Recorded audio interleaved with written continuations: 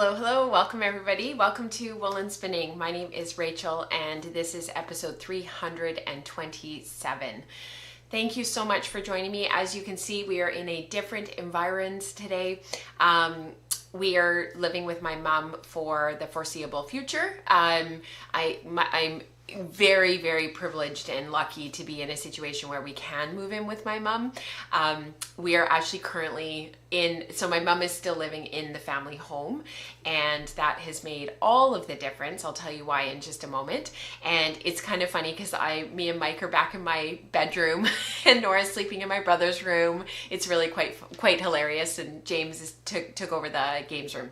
So we are settled in our new room for a little bit. My mom's desk is just behind me here, and all of her like laptop and printer and everything is over here. So as you can see, it's a little bit different, but welcome.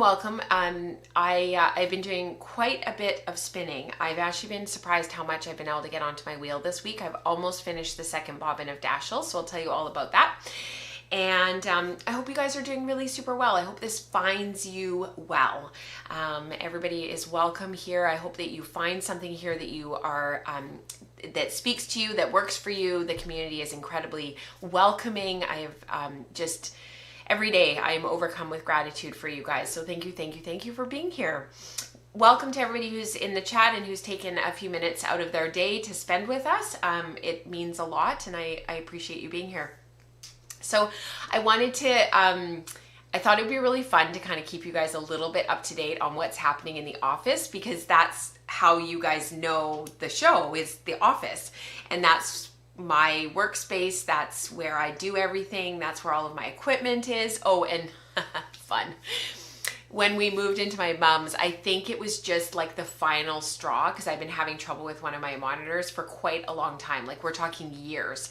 And, one of the cables underneath one of my monitors, because James constantly pushes them down because he finds they're a bit too high, because he's just that little bit smaller, a little bit shorter. So he always pushes it down. And then when I do the live stream, I have to push it down to put it out of the way, and so that I can talk to the camera and talk to you guys. So I think with the move and just disconnecting everything and, you know, moving things around, you guys can totally see where this is going. The monitor finally like kicked the bucket. So I have a brand new monitor. It looks amazing. It's 4K. I'm quite shocked at how crisp and clean it is. And so I'm quite pleased. Oh no, Dion just spilled a full cup of tea on her desk. I hope nothing's ruined, Dion. Quick, get it all mopped up. So I've got a new monitor. It's super bright. It's quite lovely. I feel very pleased. So in the midst of all of the move and whatnot, I thought it'd be really fun to kind of keep you guys a little bit up to date on the office and what's happening. So let me just show you. I'm going to shift over here a little bit. So this is, okay, so this is actually our living room.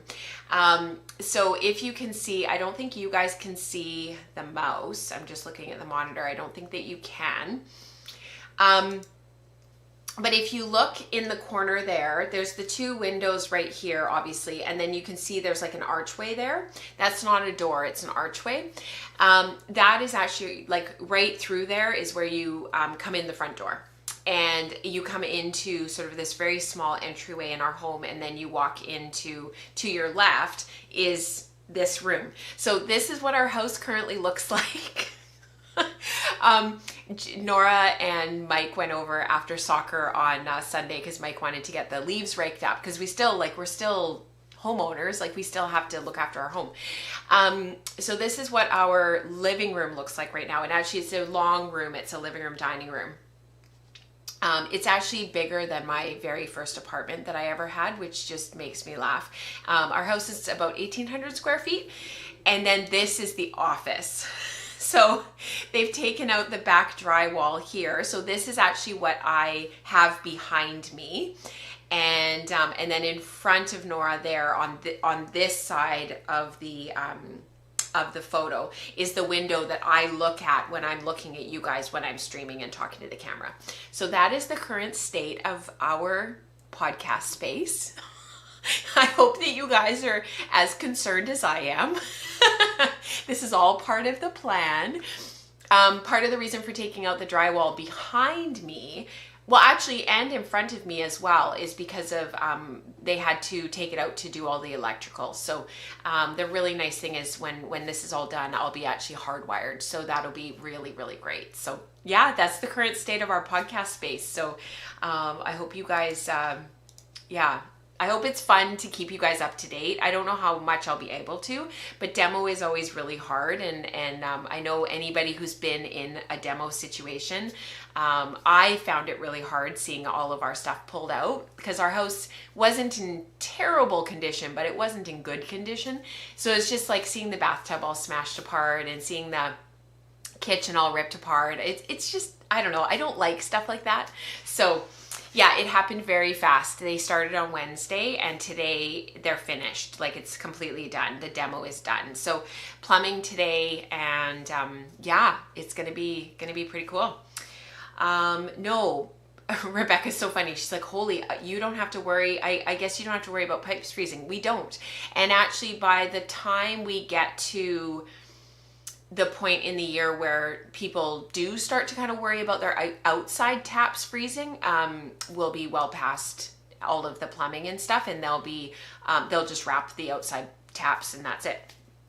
That's all we have to do here is wrap our outside taps. That's it. I know it's crazy. It's so foreign to other places that actually get winter. At the most, we drop down to -10 for maybe a day, maybe 2 days a year. And usually it's only -2 or -3 here. It's wet. That's what makes it cold. It's the wetness. So yeah. And Nicole says vicarious house rental. Yes, please. I'm here for that. Okay. I will keep sharing. I'll let you guys know how the office unfolds. I think it's kind of fun to show you guys. It'll be really cool. And then we'll have the big reveal when we have our first show back in the house in the spring. All right. I don't have anything that I'm wearing today because my mom, bless her heart, keeps her house extremely warm. So Mike and I, we're actually having a little bit of trouble sleeping at night because it is so warm. So Mike and I, like it's, 7-8 degrees Celsius outside, and Mike and I are like in t-shirts because the house is so warm. So bless her heart. It's just, she feels the cold and that's okay. So why don't we start off with our housekeeping video for today, just to keep you guys up to date on everything. Please make note, Maker Morning was supposed to be on Thursday this week. It is still happening. It is still in the housekeeping video. I will send out the post and send out the links. I just can't be there. I may be able to be there for the last little bit, but I definitely won't be there for the beginning. So Glenda and Eve have very graciously offered to host, and they will be there, and it will be a regular Maker Morning. It won't be recorded, but it'll be a regular Maker Morning. And then the following Thursday, I know it's American Thanksgiving, and thank you to Diane for pointing that out to me. Normally I would have paid attention to that, but it just right over my head this year.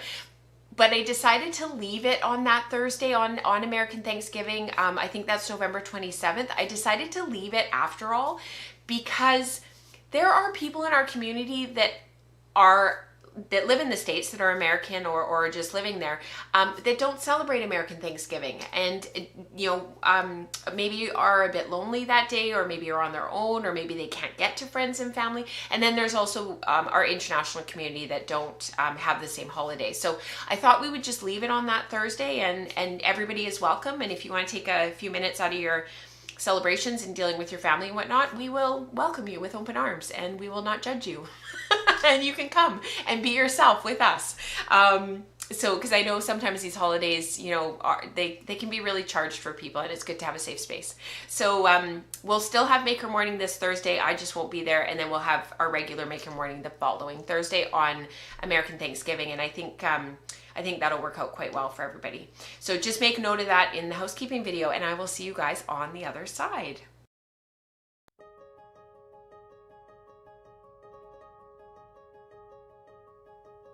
There are some changes coming to the wool and spinning community in September. We are super excited to start sharing them with you. Please ask lots of questions for clarity and let me know how I can help you navigate it all. Ketchup Pickles goes out on the 1st of the month each month. They contain all the links and announcements that you need to navigate content and events. Be sure to grab this post when you see it in your email inbox.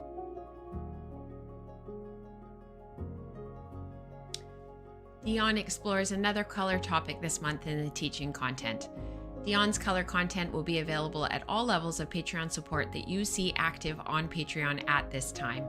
Look for the companion Zoom group on Patreon to participate more fully in exploring color in your hand spinning practice.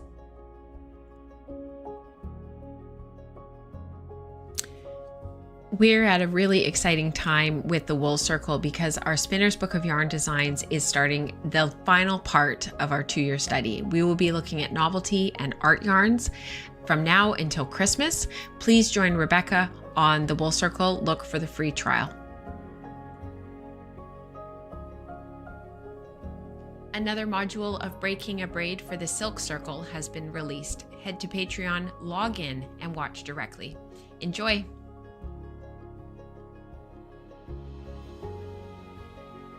Spinning Staples, Color Mania, and Queries are dedicated Zoom groups with Rebecca, Dion, and myself, Rachel, to answer questions, navigate the book study, explore color, and discuss in-depth hand spinning concepts. Access a dedicated community of spinners who are exploring their craft and inspiring one another. Our community groups meet informally throughout the week. Look for the Zoom link in Slack at the time of the meeting. These onboarding calls are an opportunity to ask questions, learn about Slack and Patreon, and get help navigating content. The post with the meeting link goes live the night before on Patreon. Everyone is welcome to join.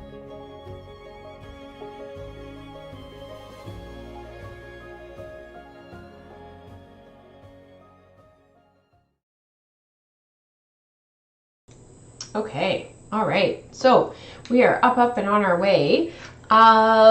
Wool and Spinning Radio has been released for the month of November. We have a really fun one coming up in December as well, because we're having Crystal back on to talk about textured yarns.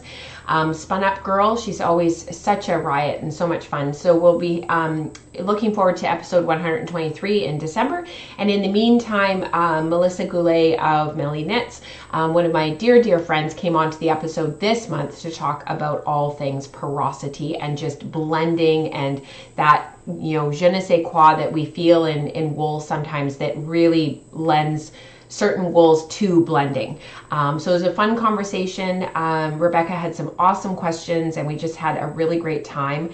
And thank you to Melissa for taking some time out of her schedule to spend with us, because I know this is an incredibly busy time of the year for her. While she gets Advents and whatnot ready, and it's always fun to spend time with her. So look forward to that.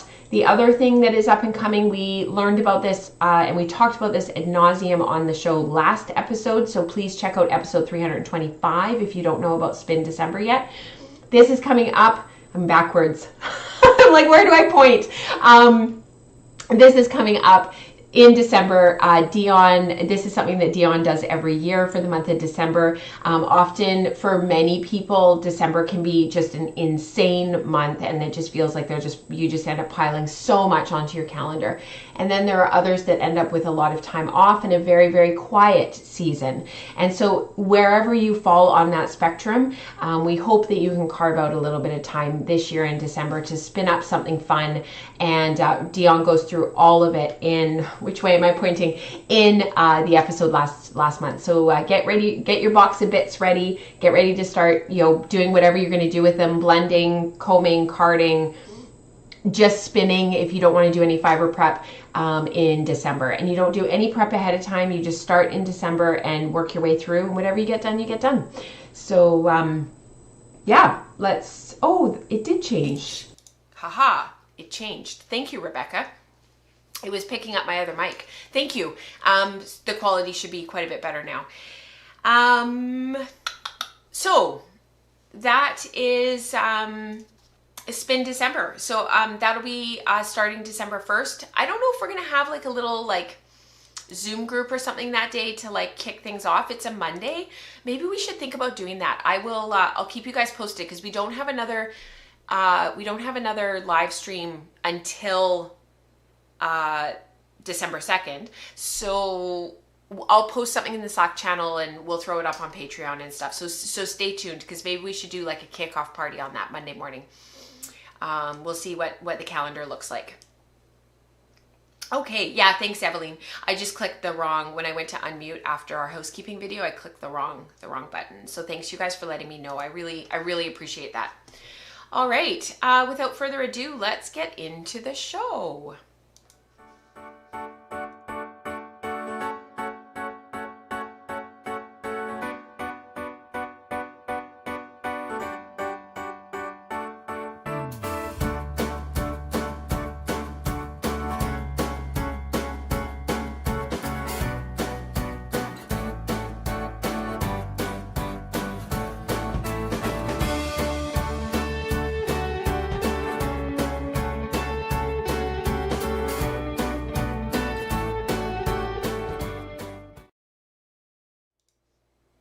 I love that. Rebecca's already got her box of bits ready, and actually I have mine mostly organized. And I just realized that one of the things that I wanted to tell you about today on the show, I don't have it. So maybe if we do, I might run like as fast as my little legs can carry me and grab it, because I was excited to share it with you guys, but maybe we'll share it, maybe we'll save it for December. We'll see. Rebecca in the Wool Circle right now is talking all about texture yarns, and she's doing a massive deep dive into boucle right now. Boucle is one of those things that actually, funnily enough, we haven't done a ton of. We've done a little bit over the years, but we haven't really done this much and this deep of a dive that Rebecca's doing right now. So, for those of you who've had and been really curious about boucle and kind of had a little itch to want to try and spin it and do the thing, definitely jump into the Wool Circle with Rebecca for these episodes. She's already done a couple, and she's got at least one or two more, I think, based on just the volume of boucle that she's spinning. I think she could probably wax poetic about boucle until the end of the year if she wanted to, and I would support that.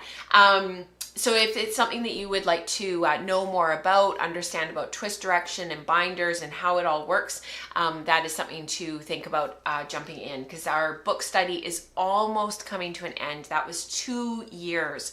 And I actually wanted to do a boucle alongside Rebecca because I really like boucle. I just haven't had a chance to start it yet. So that may actually end up being my Spin December project, rather than trying to start a whole new thing. Even though I have a bunch of bits and bobs, I might actually save those for next year. So yeah, she said one more boucle episode and then the swatches will trickle into December. That's so exciting. That's really fun. James has left. Sorry for the noise, you guys. James has left all of his gear that he uses for one of his video games that he plays, and I just kicked it all, so now my foot hurts. You know, teenage boys, they want to drive, so he's been saving up for like the last little while, so like birthday, Christmas, birthday, and asking everybody for a little bit of money every time. And then he bought a steering wheel, a shifter for like manual transmissions, and pedals. And slowly over time, he got all of these pieces. But it's all right here because, of course, heaven forbid we could put anything away. All right, let's talk really quickly about spindling.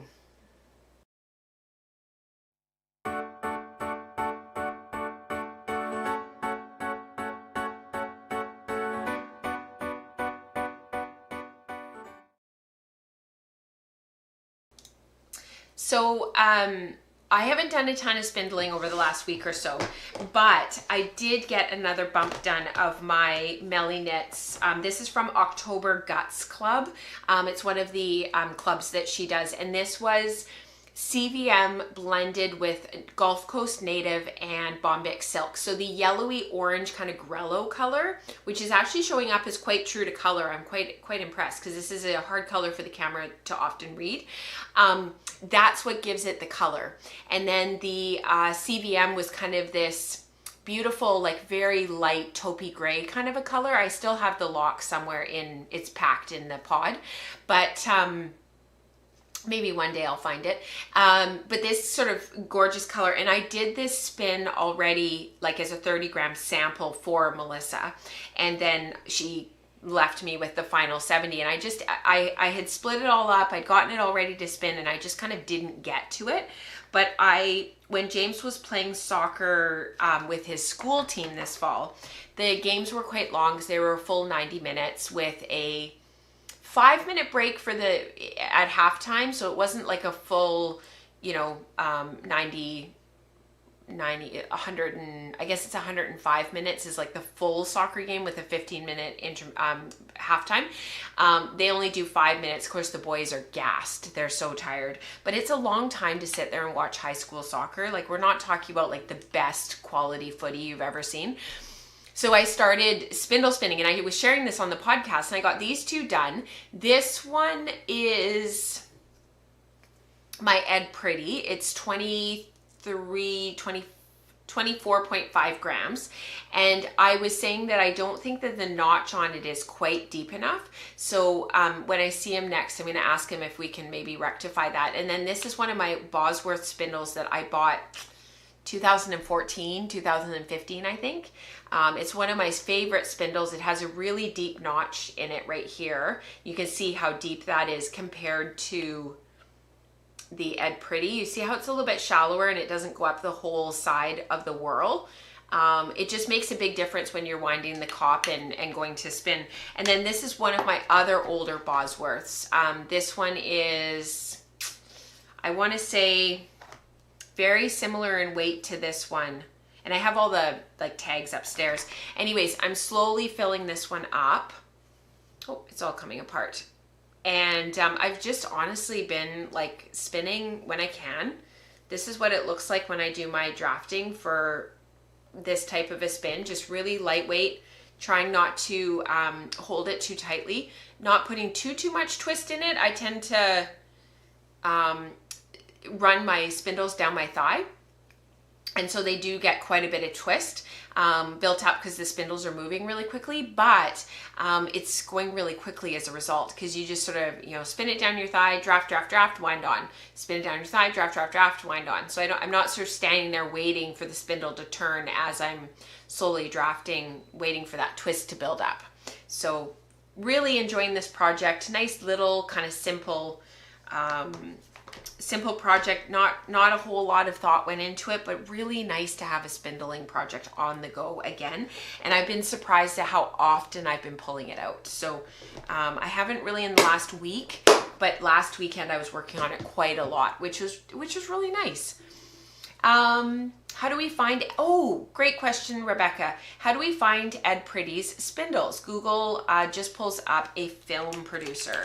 So Ed Pretty, you can find him on Facebook. That's probably the best way to get in touch with him. And then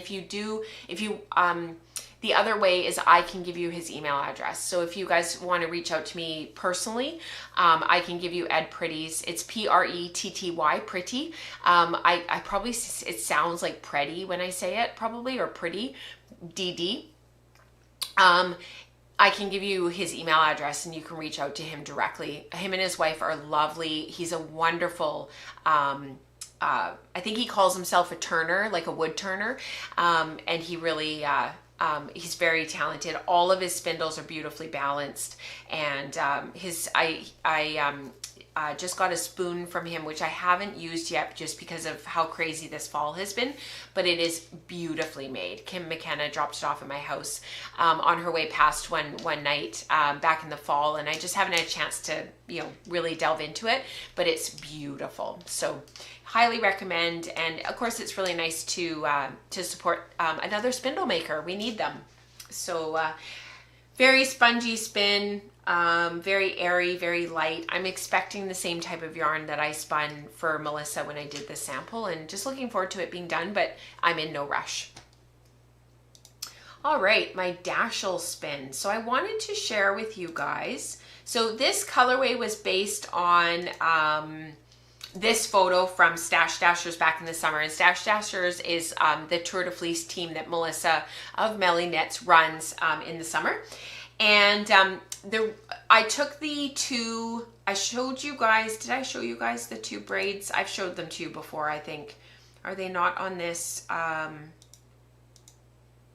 They are not on this montage. Anyways, I had two 4-ounce braids, 115 grams of Polwarth that Megan of Bramble Ridge had dyed up. I told you guys this already, I think. And the big issue was that the green and the gray in this, they weren't quite right. And so she ended up going back to the drawing board, and this ended up sort of being a one-of-a-kind seconds kind of a situation. And so I said to her, like, I love those colors. These are some of, like, they're just fun, they're bright.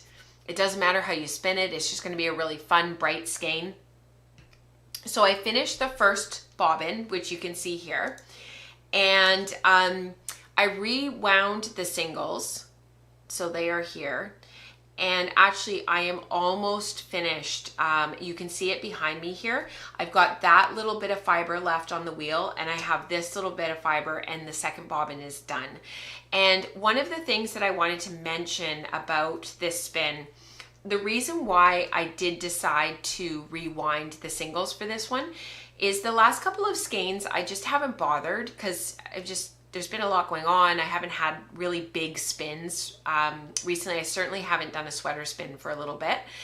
And what I'm really finding is when I don't take the time to rewind my singles. So that means for those who are new to spinning, and this is new terminology, you spin in a worsted style. So that means that there's no twist that enters your fiber supply. Your twist is all forward of your drafting hand. So when you're drafting, when you're spinning in a worsted fashion, you're drafting forward like this and smoothing back, or you're pinching, pulling back and smoothing. But the twist never goes between your hands. There's no twist that enters in here. So very worsted fashion, worsted style drafting. Woolen is where we allow twist between our hands, and sometimes we even allow it to go up into our fiber supply, like in a long draw fashion or when we're spinning from the cloud. So when I'm spinning in a worsted fashion, which is the majority of my yarns, what I'm really finding, and I found this for the last couple of spins that I did, if I don't rewind and if I leave the singles on the bobbin as they were spun and I go to just start plying, it's fine. It's fine. There's nothing really inherently wrong with that. But if I take the time to rewind my singles, and if I take the time to take those singles off of the bobbin and put them onto another bobbin and rewind them, which means taking them, winding them onto another bobbin. This happens to be a Leclerc storage bobbin. This is used for sectional warping. They're cheap. They fit onto just about every ball winder or weaving bobbin winder out there. You don't have to have a sectional warping set up to get these. They're not difficult to, like, you can get a pack of 5 for, you know, $12 or $18. I think they might be a little bit more than that now, but they're not super expensive. Anyways, when you rewind your singles, what you're doing is, and we've talked about this a lot on the show, but I know there's a lot of new spinners out there, and there's people, you know, that are just coming to this for the first time. As you're drafting and you're drafting in that worsted style, you're pulling forward and you're smoothing the fibers, and you're smoothing them all in one direction. And you spin all the way through. And what I'm finding, and what I found for the last couple of spins, because I've just been lazy, to be honest, and I just haven't rewound, is this is where you end up at the end of that batch, right? So this is the last bit that's wound around your bobbin. But then when you go to ply that, you're going against all of the direction that you just smoothed in the opposite direction, because you were spinning this way, and now you're plying this way. Does that make sense? So you're spinning this way, spin all the way to the end. So this is at the end of your bobbin, and now you're taking this and you're plying that with your other bobbins, and you're going against the nap of the fiber, the nap of the singles that you just spun and that you just spent all that time spinning in the worsted direction. And what I've noticed with my last couple of spins is that they're fine. It's fine that I didn't rewind. There's not any appreciable difference. But when I rewind, what I really notice is I get an even better quality yarn. I get a smoother yarn. Those fibers are smoothed in the same direction. And it also gives the singles an opportunity to smooth out all of that and redistribute all of that twist. Because if you put your Lazy Kate on one side of the room with your bobbin on it, or leave it on your wheel and do it straight off of the bobbin of your wheel, just take your brake band off. And if you put your bobbin winder or your ball winder with a toilet paper roll on it, because you can use that too, that works like a hot damn. Just put it over top of the center cylinder of your ball winder and then cut a little notch in the toilet paper tube, attach that and start the wrapping that way, and then just use a ball winder to rewind. Becca does that all the time, one of our really prolific spinners in our community. Put that on the other side of the room, and then it gives the singles over that long length of a couple of meters at least to just like even out and redistribute the twist. So what I was finding the last couple of spins was, even though the finished yarn was totally fine, I actually found the plying was a bit annoying. And it's just because the singles hadn't had that opportunity to just even out. And it's almost like the twist just kind of travels up and down. It's invisible. It's an invisible force that we don't see until it actually enters the yarn and we actually see the twist angle. But it just makes plying a little bit more enjoyable because you're sitting there for a long time. Like this, I'm expecting this to be at least 700 yards, right? That's a long time to be sitting there plying your yarn. And I just find when it comes off really smoothly off of the bobbins, because I'll have 3 of these wound by the time I'm ready to ply. When it comes off so smoothly like that, especially if you can figure out a way to help it to turn a corner at some point. So like Kim McKenna does it through rings, where she does, if you Google plying through the rings, her information about that will come up. Some people I've used, you know, the towel hangers that go on the back of doors. That works really well. There's all sorts of things that you can do. You can stick singles through a chair and have them turn the corner that way. But if they turn the corner, it naturally breaks them. And rather like a brake, like a car brake, like stopping, slowing down, not breaking like, you know, breaking in half. I mean, like it actually slows them down. And then you don't need a brake on your Lazy Kate. You don't need that extra sort of tensioning on the Lazy Kate. The singles just naturally tension themselves when they go over something or through something that naturally gives them like an angle to work with. Does that make sense? If it's not making sense, I can re-explain it in a different way. But I really notice a difference when I do that extra step. And it's just kind of, I think I need to reintroduce it into just my regular spinning practice rather than, yeah, I know it's a good idea. I don't have time. I'm just going to keep on spinning. Taking that time after each bobbin to rewind, I notice a difference. The last few yarns, they've been fine. There's nothing wrong with them, but they would have just been next level if I'd taken that time. Oh, smart. So Eveline says the previous owners of my house installed a mosquito net on the ceiling. The hooks are still there and I use them to ply and turn the corner. What a great idea, because you would have that on the ceiling. So you'd have these hooks, whatever they look like, right? But they're hooks, and you could put your singles through them, and then that gives you the opportunity to like turn the corner. You need to create a situation where you turn the corner. That's what you want. So you want your singles to come off of the bobbin, so that they feed over something and they literally like turn a corner. That's what you're looking for, something like that. That's smooth, that's not going to snag them. But that's what you want, is something that will turn the corner. Very clever, Eveline. Being resourceful as always. Love that. All right, let's talk about knitting. Knitting. I'm so excited to talk about knitting. You guys have no idea. I actually have a project that I'm enjoying and I want to talk about, which is fun. So let's do knitting next.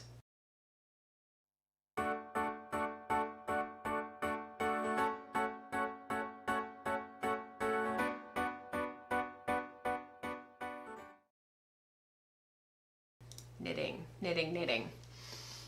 I'm going to switch cameras. We don't use this camera very often anymore because I find that just what we talk about and whatnot lends itself more to having preloaded videos and preloaded photos and whatnot. But this, we are back to old school woolen spinning with the second camera and the best way of sharing this with you. So let me actually...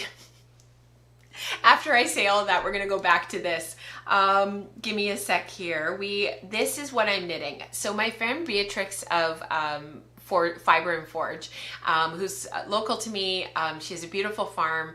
You're going to see a bunch of her farm coming up in December because I have put together a couple of vlogs for fun for December, and one of them I use a lot of photography from her farm. So stay tuned for that. A little teaser there for you guys. Eve hates that, but too bad. So this pattern Beatrix sent me because it's out of copyright. It's vintage. It's quite old. I don't know exactly when this is from. I looked at the pattern itself when Beatrix sent it to me. I don't know if it's like circa 1920s, 30s, or if it's maybe circa 1940s, 1950s. But it's, you know, it doesn't, like, knitting doesn't really change. Like, this is as timely now as it was, you know, 75 years ago. The only thing, and I mentioned this on the show last time, but because I was showing you the photo on the paper, and I think I showed it to you on my phone at some point, which I hate doing because I know it's so annoying. One of the things that Beatrix and I were talking about was just like modernizing it a little bit. So when she knit it, she shortened it a little bit. She decided to take the pockets out, which I think is a really good decision if you're not a big pockets person. But if you do like pockets, then by shortening it slightly and kind of cinching it up a little bit, making it a little bit more of a fitted aesthetic rather than quite so loose and quite so sort of boxy. You can sort of modernize it that way. So what she did was she took the pockets out, she shortened it, and then for the sleeves, she tightened them up a little bit. And actually her sleeves are my favorite. They're bracelet length.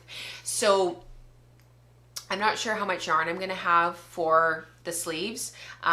So my sleeves, I'm hoping that I can get full length sleeves, but they may end up being bracelet length just because I'm going to run into the whole yarn issue. But because I only have a certain amount of yarn for this, so I kind of took a bit of a leap of faith that I would have enough yarn and I wouldn't have to play too much yarn chicken. So by kind of tightening up the sleeves a little bit, making them a little bit more fitted, and shortening it slightly, and tightening up the fit a little bit, making it more of a neat fit versus a relaxed fit, it just modernizes it. So when I said on the show last time about making some modifications to modernize it, those were the things that I was talking about. I personally decided to leave the pockets. So what I ended up doing, I finished the back. I've been knitting up a storm because I'm loving working on this so much. So let me show you the front afterwards. But this is the back. It's come out just beautifully. This is a really tweedy yarn. And actually on the camera, it's a little bit blotchy. So it'll be interesting to see how it comes out for you guys. Because for me, I've got like blotches of yellow and blotches of blue. But in real life, it's all homogeneous. It doesn't look like it's coming out for you guys quite to the same extent as me in terms of the blotchiness, but you do have a little bit. But just know that overall, it's very harmonious and homogeneous. So this is that trellis design that travels up on the front of the cardigan as well. And then there's this diamond with the moss stitch in the middle and then the moss stitch on the outside. I made a couple of modifications. I did start off with a tubular bind off and I ended up ripping it all out. It just, no matter what I did, it just didn't look smooth and it didn't look clean, and I abandoned ship. I fully quit. I said life is too short and I'm going back to a long tail cast on, and it's my favorite and it's easy and I did it and I have no regrets.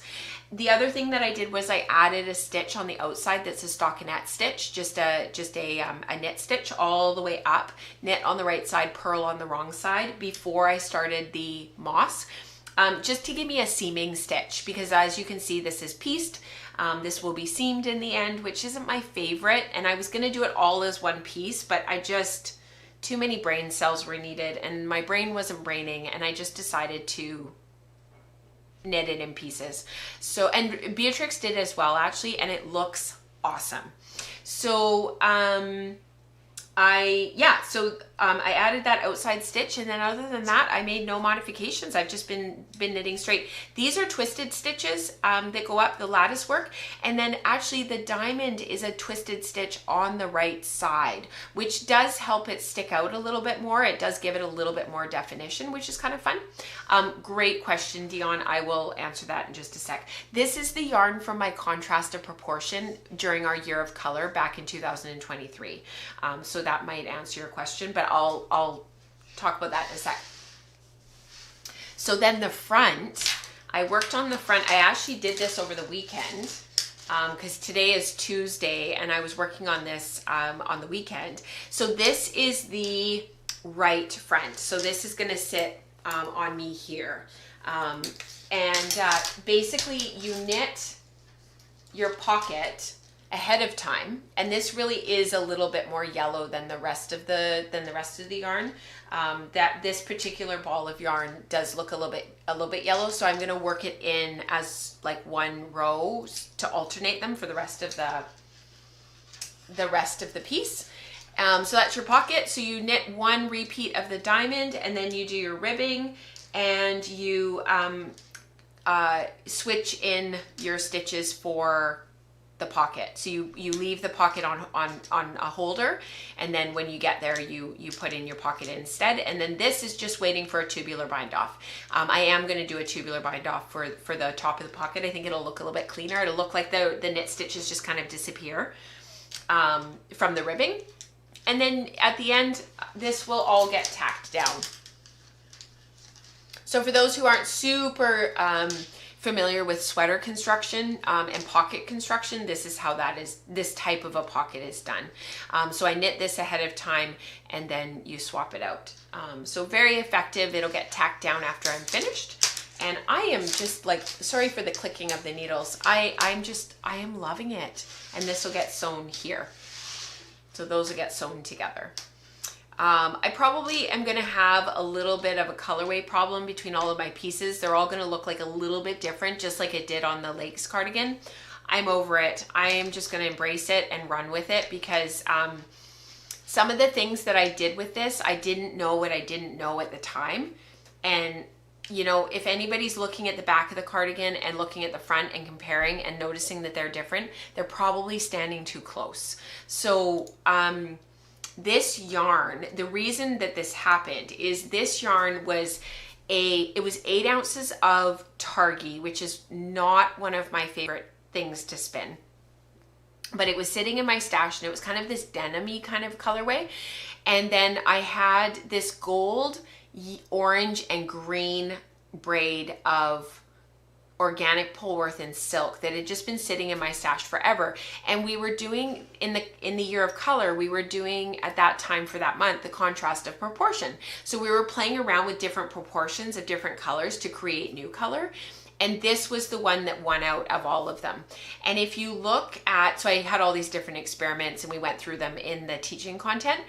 This was the knit swatch, and these were all of the bobbins, and I wanted it to be a 4-ply, mostly just because I don't spin 4-plies that often. But I did, was it 3 different or 4 different? I think I did 4 different samples, because originally I didn't have the, let me just go back to this photo here. This one. Yeah, this one. So originally I didn't add this royal blue sari silk to the samples. So I did a cable ply, a hauser yarn, a traditional 4-ply,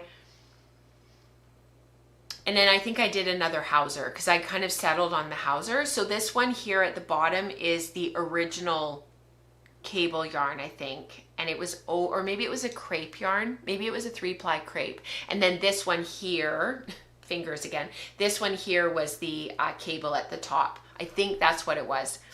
But you can see that it's a little bit different because it didn't have those hits of the royal blue that this sample had, which was the hauser yarn. So two singles spun in the Z direction, 2 singles spun in the Z direction, plied together, they're basically up spun. So they kind of lay together, but they don't really ply.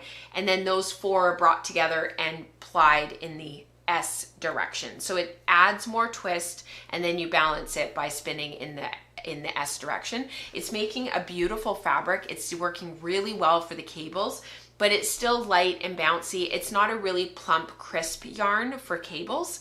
And then you've got the Sari silk in there that just gives you those tweedy hits of royal blue.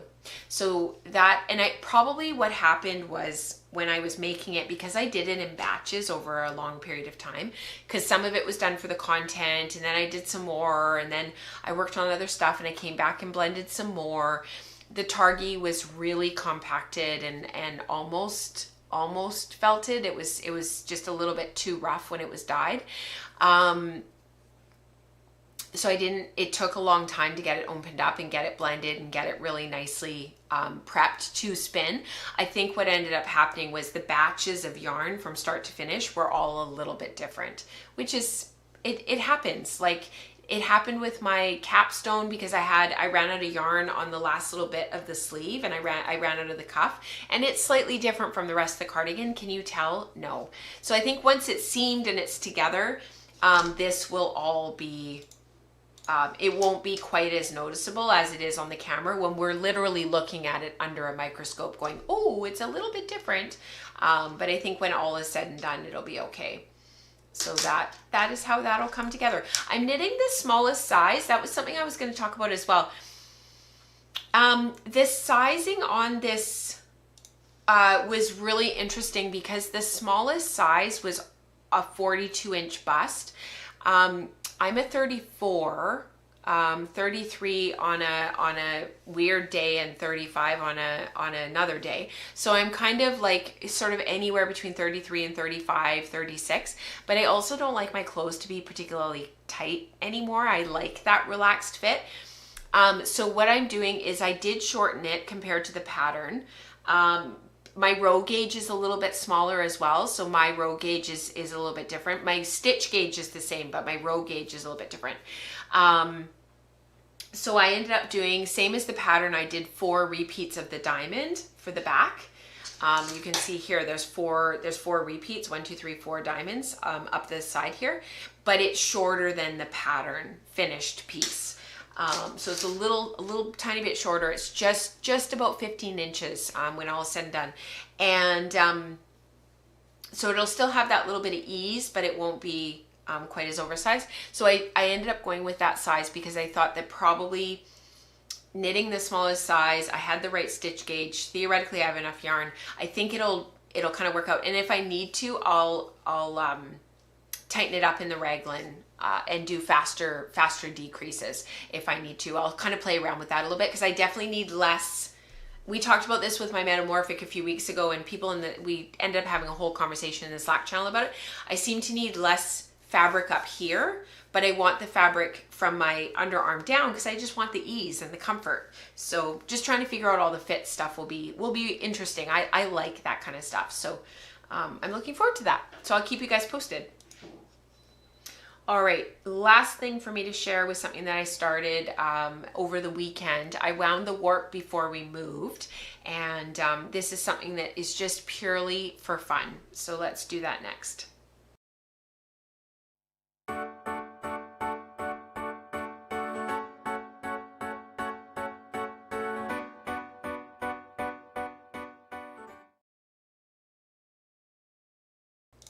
So I started these on just for fun. I wanted to knit them for a long time, or weave them for a long time. And when I was getting my looms organized and I let the Leclerc Jack go to my friend Charlotte, and then I had my Louette Spring left, I wanted a couple of projects to use up some hand spun, which I did, and we talked about that on the show.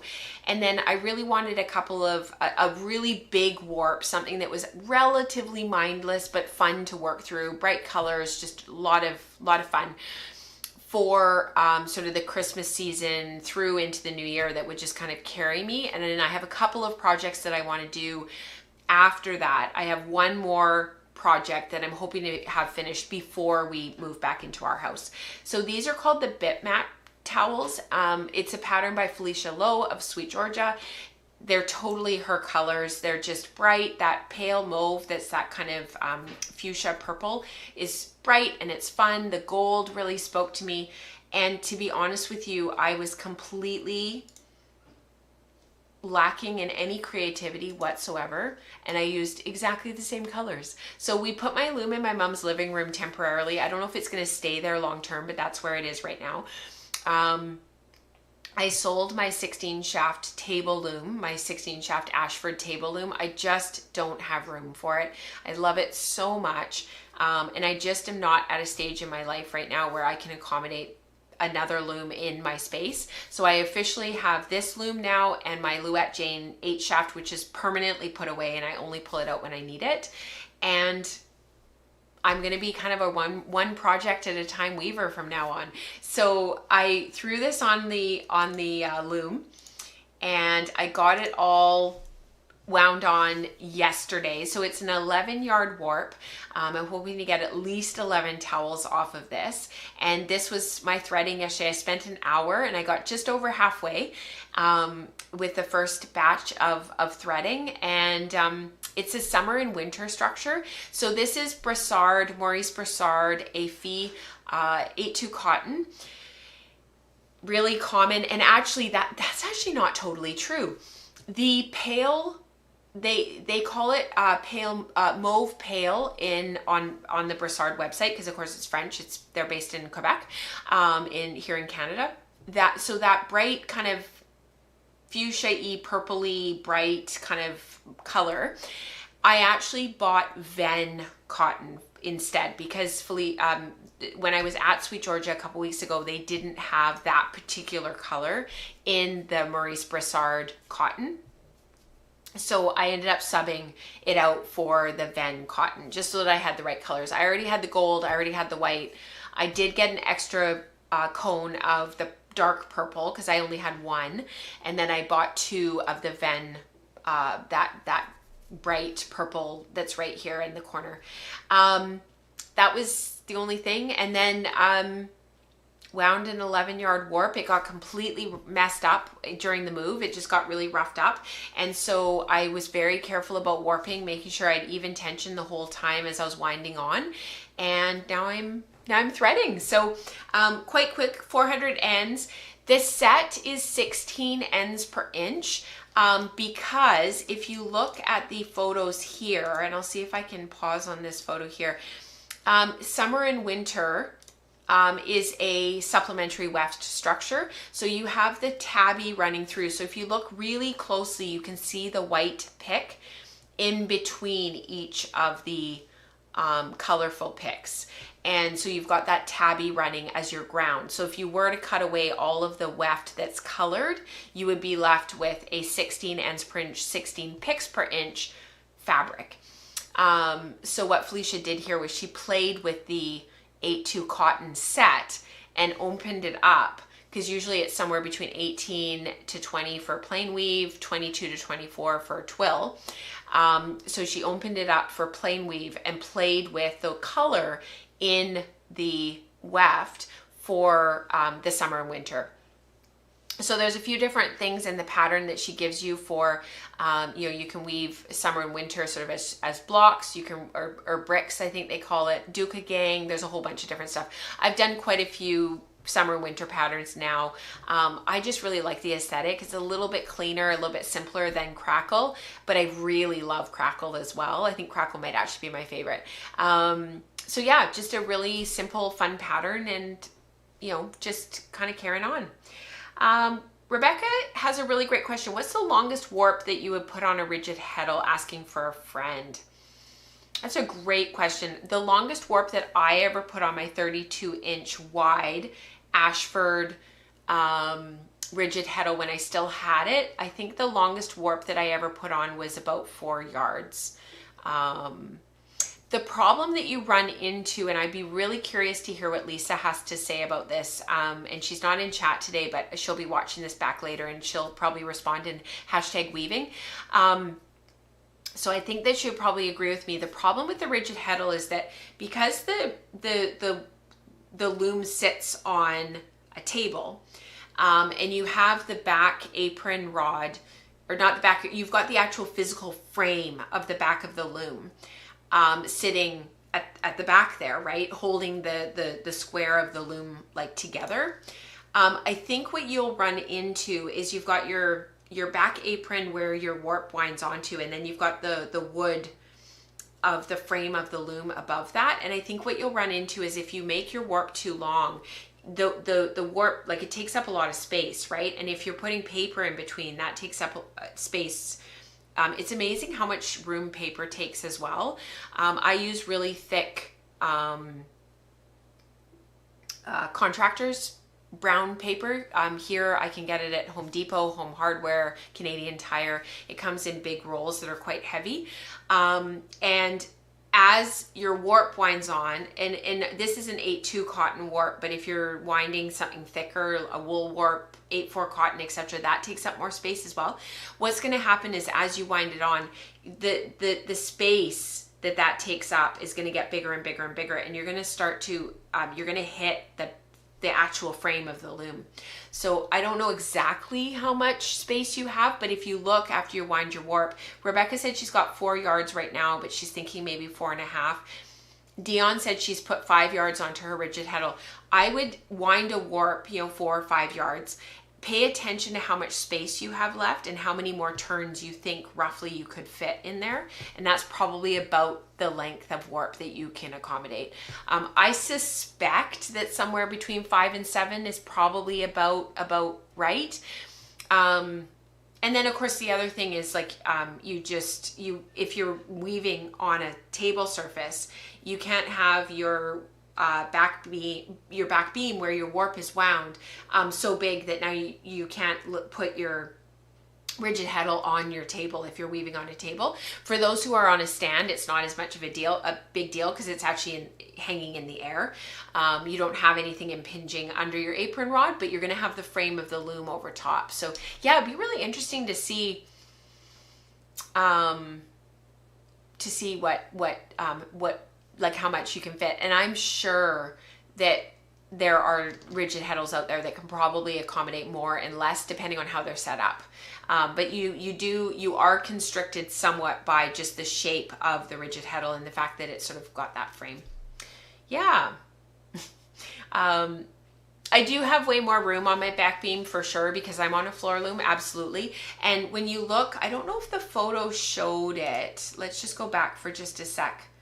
I don't think the photo showed, but if you look, you guys can't see my mouse, but if you look at the back here, hang on.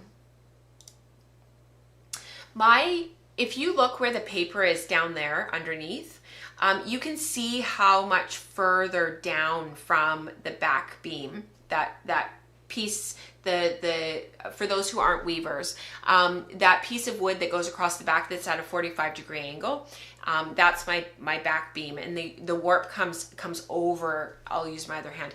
The warp comes over the back of the loom like this and comes over the back, and then those are my Lee's sticks there, the two sticks hanging out in space there. Underneath that where the paper is, you can see that there. You can see how much space I have between the back beam and the back apron rod. And then if you look down underneath, if you see the Lee's stick that's closest to us, so it's the one where the threads are falling off of and you can't really see the threads anymore because they're hanging down. If you look under there, you see that little bit, it's about yay long down in the corner there. You see that bit of black there that has some of it's Texolve, that's the white lines, and you see that that's a second back beam. So I have 2 back beams on the back of my Louette spring, and this was actually something that I was looking at maybe adding to my Leclerc jack as well, because funnily enough, I've actually used it quite a few times, and it's a little bit out of the scope of this podcast to sort of talk about 2 back beams and why you would do that and all that kind of stuff. But even that back beam is quite a bit lower than my other one. So my primary back beam, which is where all the paper is right there, is floating in space there, attached at the sides of the loom. Like I could put a 30, 40, 50 yard warp on back beam, and I would still have space to spare. These looms are built to take to take big massive warps. And like when you if you guys ever start to follow like people who weave baby wraps, they'll put 50, 80 yards on their loom, and then they get people to choose what they want for the weft to sort of customize their blanket, and they'll weave one after the other. And that's how they maximize their production, is putting on these massive warps. Just the thought of keeping that all straight and keeping it, like even just having the physical, like the warping board or the warping mill to actually be able to wind a warp that big, just poof, it just blows my mind. But production weaving, that's what you're doing. And the other thing is you won't be winding it. Well, okay, so let's just back up a second. You're not going to be winding a 50 or 60 or 70 yard warp on a warping board or on a warping mill. You're going to be sectionally warping. So you're going to have your sectional warping set up. You're going to be doing, an inch or two at a time with a tension box that runs along the back, the back apron rod, and you're going to be doing it off of bobbins. And that is for sure out of the scope of this podcast. So one day, hopefully Welford Weaves, one day we'll come back and that's where we'll talk about that stuff. So for those who don't weave yet or haven't delved into the world of weaving, you probably just glazed over for a moment. That's totally fine. We are back to spinning. But yeah, for production weaving, I mean, it makes a lot of sense for sure. Warping and winding blows my mind, says Pauline. I know, it's this whole other world. And one of the things that I'd really like to get eventually one day is like a proper floor warping loom, like a warping mill, like one of the big floor ones that like Jane Stafford uses. Just the speed to be able to wind a warp that quickly. And I've kind of found like what works for me for now, but just the thought of being able to wind a warp that quickly, just mind blown. It just sounds awesome. This is the link for the Bitmap towels for those who are interested. I just threw it in chat. And let's get on to, I think it's Laura. If I've said it, if it's Lori, I can't remember. I know who you are. I just can't remember if it's Lori or Laura. I love hearing about weaving. I'm definitely weaving curious. That's awesome. I'm so glad. All right, let's do community participation and then we'll call it a day.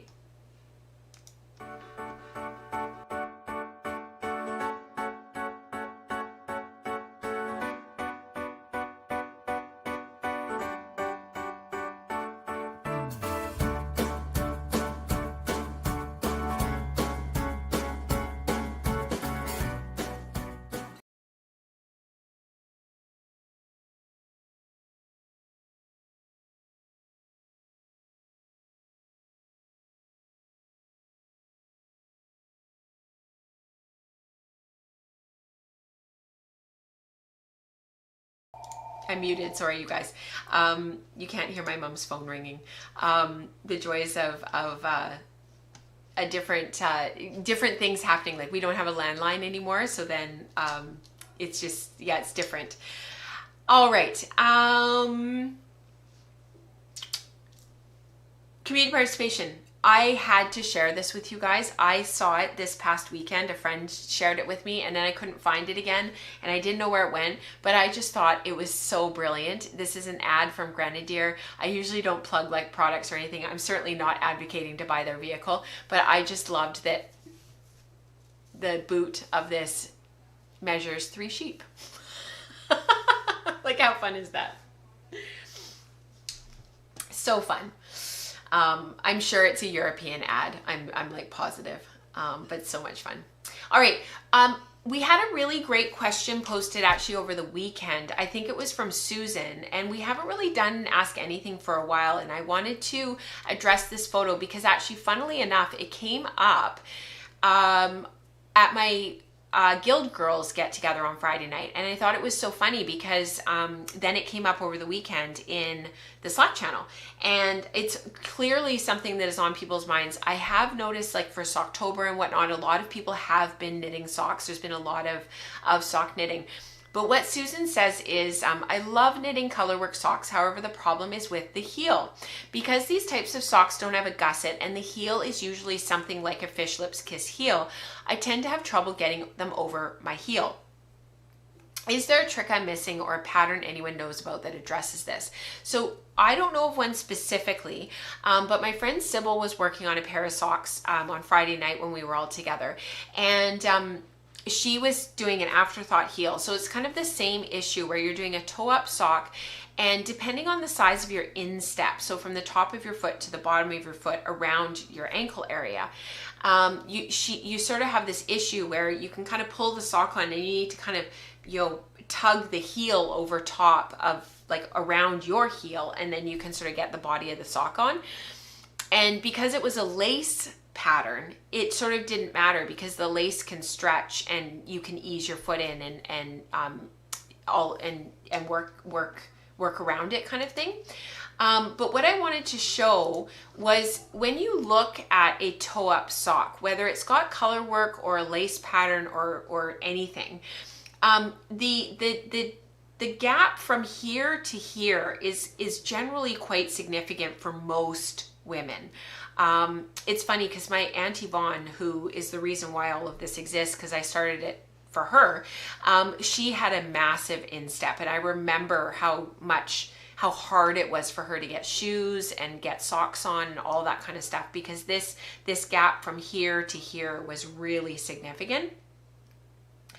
And if you look at where the actual short row starts, it's right at that place where you've got sort of this area here is where the actual short row is worked, and it's almost kind of, I think of it as like a box being inserted into a tube, right? And you've got this kind of right hand angle here. So as you're building your color work, generally on the foot of the sock, the color work is just on the top half of the sock, and then once you get to the back heel and you build up your back heel, generally at that point here you work it all the way around, and it circumnavigates, like what's that word, circular, it goes all the way around. From only working it on the top part of the sock to working it here on the front because you're building up the heel flap, and then you start to work it all the way around, right? So if you look at the pattern ahead of time and you sort of figure out on your foot where that place is that you can start to build a gusset, that's the trick. That's what you want to do. So in this area here, I usually increase on each side on my needle that's holding the stitches that go around the bottom of the foot. I usually add 4 to 6 stitches on each side, and I build a gusset. So you've still got your color work happening on top of the sock, on the top part, but I add 4 to 6 stitches in the gusset here before I start my heel. I hope that makes sense, Susan, but that's what I do because I pretty much only knit toe-up socks because I find I get a better fit. But if you want to build on the bottom stitches, because your color work's not going to be down here necessarily, and even if it is, you can fudge it a little bit and add a few extra stitches, and you can kind of work it into your color work pattern if the color work goes all the way around. Ideal is when it's just on the top, and then you can build out your gusset that way, and just add 4 to 6 stitches just so that you can ease that heel around. Rebecca says, I did my last batch of hand spun socks toe up with a big custom gusset and heel flap. So far they are fitting like a dream and actually stay on my foot in my boots. That's amazing. Although if getting them over your heel is the problem, I think it's more about the size of the ankle. That's exactly it. Like you have to add in a few more stitches in here so that you can have that ease that you need to just ease this part, the heel, around the back of your foot. So work it into the color work pattern. If the pattern is only on the top, put the added stitches of your gusset on your bottom stitches, on your bottom needle, so that you're building your gusset down here. But I often do add about 4 to 6 stitches on each side, depending on my row gauge, on my my stitch gauge. So I hope that's helpful, Susan, and obviously keep chatting in the Slack channel. That was a great question that you had. So General Makes and Shares, this is from Becca. She's been working on her spinner certificate of excellence for quite a long time. She's almost done her portfolio, and these were her Ramie singles. They are absolutely beautiful, so even, just gorgeous, gorgeous spinning as always, Becca. And so when she finished that, she jumped back on her wheel over the weekend, had to finish her homework spinning. She had finished her homework spinning, so she had some time to play, and she has been spinning this textured bat. And it's so great to see her doing something for fun, because it's been all homework spinning all the time for the last few years. And it's fun to see her doing something else. So gorgeous as always, Becca, and so much fun to see. This is some beautiful spinning from Eliane, who's in our chat today. Finished 1/3 of a bigger spin. It's a 3-ply, 1 strand of oak color BFL, 1 strand of light gray Shetland, and 1 strand of 70/30 walnut colored merino silk. I really like the result. It looks like a mix of silver and gold, and it's still a very natural color. So far, 229 grams and 1,000 meters. And actually, it's funny because when you look at this photo up close, if you guys aren't in full screen, or you can come back later and have a look at this yarn in full screen, it is beautiful. It has so much depth to it without really doing anything that special. She just took 3 different fibers and plied them together, and the result is just gorgeous. So and you're not having to spin the same thing for 3 bobbins. She got to do 3 different things, which is awesome. And look at the results, just absolutely beautiful. This is from Shauna. She just got bitten by the spinning bug again. It's so good to have her back in our community. She's been wanting to spin more than knit, so there you go. She's now completely converted. I'm finally spinning through 8 ounces of pin drafted roving from Kingdom Fleece and Fiber from 2024. Spun up the green last December exclusively on my drop spindle, and then she started the green brown and then set it down. So usually I get it in my head that I started on my spindles, I have to finish on my spindle, but this time she gave herself permission to just get going on her E-Wheel 6. The green is Grinch Cake and the green brown is Mint Cocoa. And the 3 singles of the blue, I didn't show the photo of the blue, but she's got that one as well. And then she also has a 4th color. So just gorgeous. Beautiful spinning, Shauna. Really lovely. This is from Susan. This is all part of, so Susan has been a member of our community for a while, but she's been working her way through and catching up with the Year of Color. So she's been working through all these different color experiments that she's been doing. She's been slowly working her way through like Rebecca's color wheels that she created in the wool circle, and all of that carding that we did to create all those colors, all the dyeing. And she has just been having so much fun. So the top color wheel here, this one is CMYKB, which is the actual like the digital color, and then of course we just sort of shorten it to CMYK. So cyan, magenta, and yellow, which is the digital colorway. Sorry, the digital primary colors. I'm getting tired. And then the bottom is her RYB. So this is her true red here, and her true blue, and her true yellow, which is a really warm, beautiful yellow. And then this is her cyan up here, sorry, her magenta up here, and then her cyan, which in the CMYK color wheel is more of a turquoise. So this is like a really perfect cyan here. You could maybe even go with this one, but I really like this one. I think that one's a real cyan, and it's right in the middle. You can see this is right in the middle between this magenta and the purple, and then the magenta and the yellow. This is her yellow that she used. So you can see, I don't know if these are the same yellows or not that she used, but this yellow looks quite a bit colder excuse me, sorry, than this warmer yellow. So it'd be interesting. I think she may have used a different yellow, and which is so effective for showing a cold yellow versus a warm yellow, and how that affects the color wheel. So her CMYK is just bang on. Rebecca and Dion would be so proud of you, Susan. And then her RYB is here. So this is the red, the yellow, and the blue. And I just, oh, Susan, this is beautiful. Well done. And you're going to come back to this again and again. I'm surprised how often I pull my color wheels out. Just really beautiful and well done. This is from Robin's. Sweater singles are finished and feeling accomplished. 500 grams or 1.1 pounds of 60% hanui in the color fudge, which is just beautiful. It's so warm and then 20% alpaca and 20% muga silk, mulberry silk.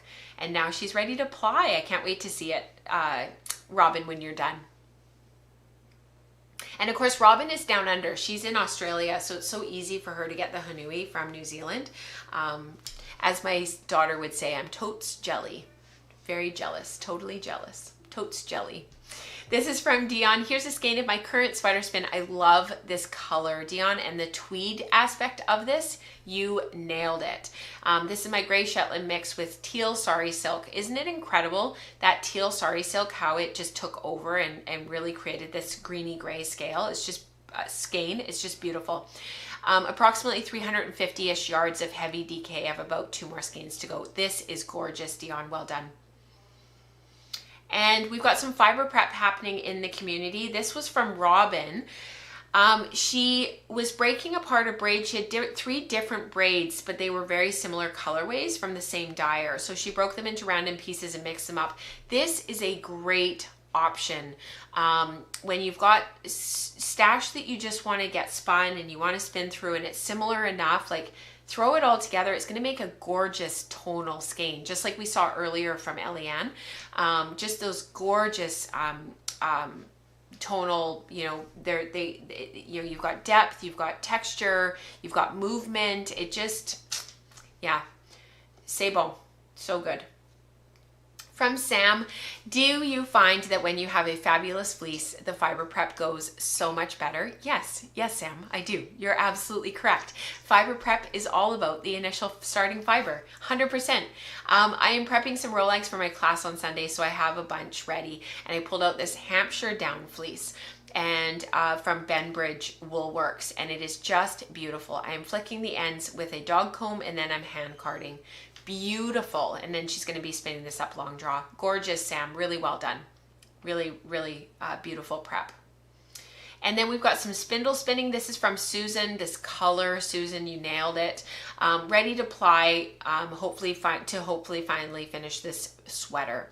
The yarn is super short merino from a bat, spun like a dream on supported spindles. Beautiful. Yeah, when you've got those really short staples and those short fibers, spin them up on your support spindles. It gives you time to draft. You get the twist running up into it. You're spinning sort of more from a cloud, and it often can be much easier to manage. So definitely something to keep in your back pocket. Well done. Gorgeous sweater. Susan, can't wait to see it done. And then finally, we've got a little bit of weaving. This is from Rebecca. I had to share this because this is the stuff that she's been talking about on the Wool Circle all month, and she's going to be continuing to sample and swatch into December. So first crack at weaving with boucle. Look at that surface texture. One side will be hidden by a lining when this becomes a bag. I'm really tempted to find some kind of notched poking stick and push all the loops through to one side. I think you should do it. Use a knitting needle. That'll pop them through, just like a DPN. Gorgeous. Lovely weaving, Rebecca. I can't wait to see this washed and finished because I think it's going to really bloom. Really well done. This is from Amanda, also boucle. And of course, Amanda's weaving is always so beautiful. While this isn't hand spun, I'm weaving with boucle at the moment as well. And it's been really fun. Gorgeous colors, Amanda. I was going to ask you in the Slack channel. I just didn't get a chance to ask you what you're making. But it's beautiful weaving as always. Really gorgeous. Thank you so much, you guys, for sharing what you do and for being here, for being a part of the community. As always, it's always a pleasure to be able to share what you guys do and to be able to walk this journey with you and walk this path with you. You know, it's such a privilege to be able to do what we do, and I'm always so pleased to be able to share with you all the things. Love those boucle fabrics. I totally agree, Eliane. Rebecca says, no, it's too hard. Yes, push them through, says Dion. You need to poke them through. Anyways, have a wonderful rest of your day. I hope you guys have a wonderful couple of weeks. Rebecca will be back here next Tuesday with the Wool Circle at 11 a.m. Pacific. We are back to our regular time. Last week was just an anomaly for Canadian Remembrance Day. I hope that you guys have a really wonderful couple of weeks. I hope you're getting an opportunity to make lots of things and at least fit in a little bit of a daily practice. Even if it's just 15 minutes every day, it's something, right? It's better than nothing. So until next time, have a wonderful weekend. Happy weaving, happy spinning, happy dreaming about making all the things. And I will see you guys here in 2 weeks. Bye, everyone.